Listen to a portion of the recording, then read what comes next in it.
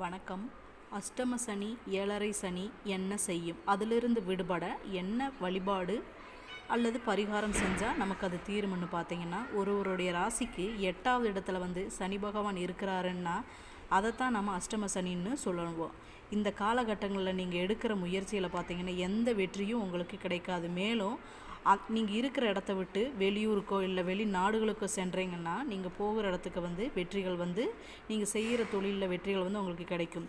இந்த நேரத்தில் வீண் பிரச்சனை, தேவையில்லாத பழிச்சொற்களுக்கு ஆளாக நேரிடும். புத்திசாலியாக இருந்தாலும் கூட அறிவை பயன்படுத்த முடியாத சூழ்நிலை அந்த இடத்துல உங்களுக்கு ஏற்படும்.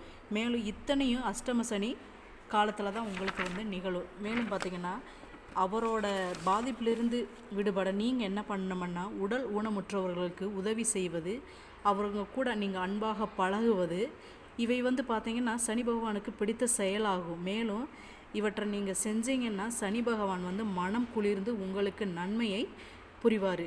சனி பகவானுக்கு சனிக்கிழமைகளில் எல்விளக்கு, சனிக்கிழமை தோறும் பெருமாள் வழிபாடு, காக்கைக்கு உணவு, இப்படி நீங்கள் செய்வதால் பார்த்தீங்கன்னா மேலும் அனுமன் வழிபாடு, அனுமனோட மந்திரம், இப்படின்னா நீங்கள் வழிபாடு செய்வதன் மூலமாக சனியினோட தாக்கம் பெருமளவு உங்களுக்கு குறையும், நன்மைகள் அதிகரிக்கும்.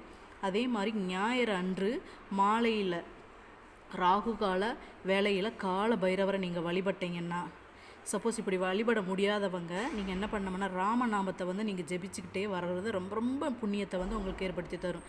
சனிக்கிழமையில் வர பிரதோஷ நாட்களில் நீங்கள் தவற விட்டவங்க சிவ வழிபாடு செஞ்சாலே சனி பகவானின் உக்கிரத்தை குறைச்சி நமக்கு நல்ல வழியை அவர் காண்பிப்பார். மேலும் பார்த்தீங்கன்னா கரிநாளில் பைரவருக்கு சிவப்பு மலர் கொண்டு அலங்கரித்து சனி பகவானை நீங்கள் வழிபடுவதன் மூலமாக சனி பகவான் தாக்கத்தை குறைத்து உங்களுக்கு சனி பகவான் நன்மையை செய்வார். நன்றி.